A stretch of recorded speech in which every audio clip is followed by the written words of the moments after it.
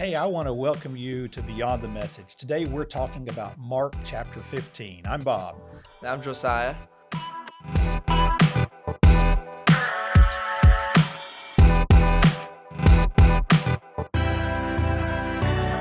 So, Josiah, chapter 15. It's hard to believe it's been 15 weeks that we've been studying in the book of Mark. I love the book of Mark. Every week, I feel like I said every week, there's so much in this chapter, but this chapter, it's very near and dear to my heart for obvious reasons. But for you, what was it that really touched you this week? Yeah, I mean, obviously, it's what we believe is found in this chapter and what God did. But just a couple of things. But the first thing that comes to my mind when reading this is when they go to arrest Jesus, right?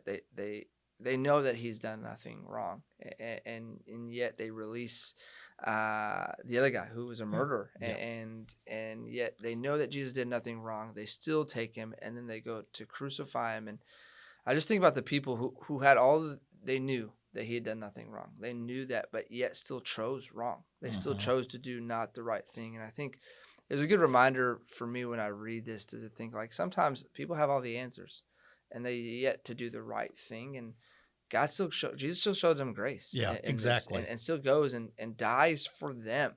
And so I think it's a good reminder for me, and I hope for you as you're reading this chapter, as you guys are talking about a group, that sometimes people are going to just do the wrong thing. They're going to offend you, and they're going to do things that are just not correct. And I think it's times that we can look back at this and just think about, how do I show the grace that God has showed me, the grace that God showed these people in these moments. And so just that to be more graceful, to be more Christ-like in that matter. And then the other thing, as you look at this chapter, and hard to not look at this, is just like the brutality in which Jesus faced in this crucifixion.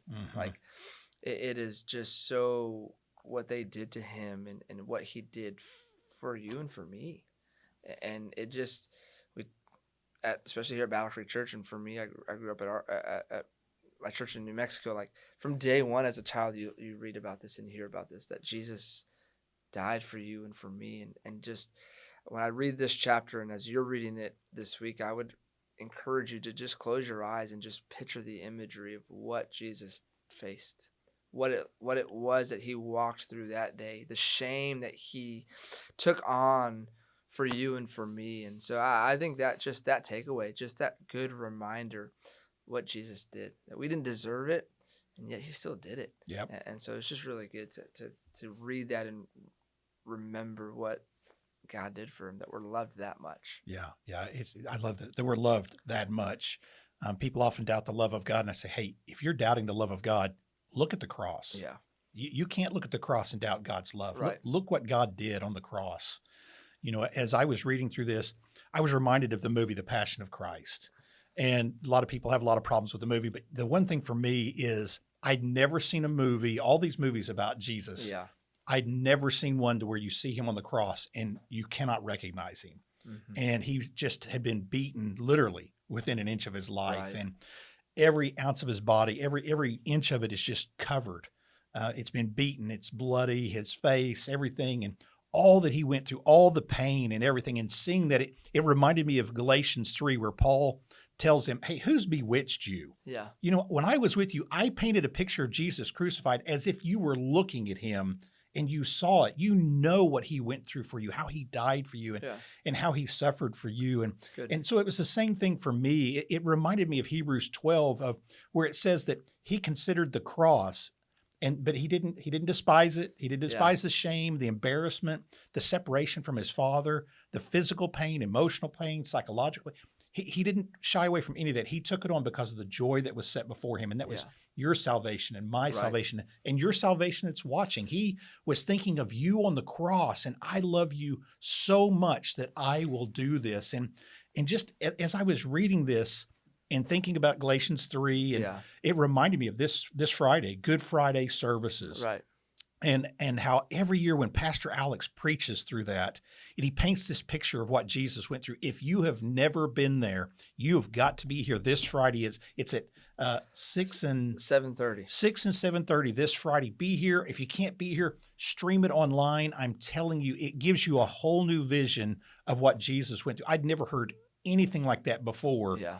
And the first time I heard Pastor preach that, it was like, I mean, I have a couple of Bible degrees, Right. and I just sat back and went, I didn't know this. I didn't Yeah. understand that. Yeah. And it just helps you understand what Jesus endured for all of us. Yeah. And I'm telling you, it melts my heart every year. I mean, it's just, thank you, Jesus. I can't even say thank you. It's like, I want to stretch it out in about 16 syllables. Right. Thank you. Yeah. You know?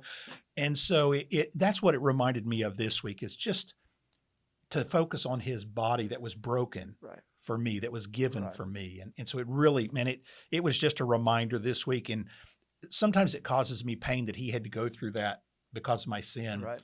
But that doesn't last very long. I'm definitely repentant of all the things he had to die for, but I'm so thankful that he saw beyond me and that I was his joy to do that. Yeah. And I think every year, you know, as Pastor teaches on Good Friday and even Easter, it's the stories that never get old. Yes. Right? It's the story of, we have to read this chapter, because in chapter 16, the resurrection doesn't happen if the crucifixion doesn't happen. Yep. And I know it's brutal, but it's that good reminder of just saying that he loved me so much, he endured this.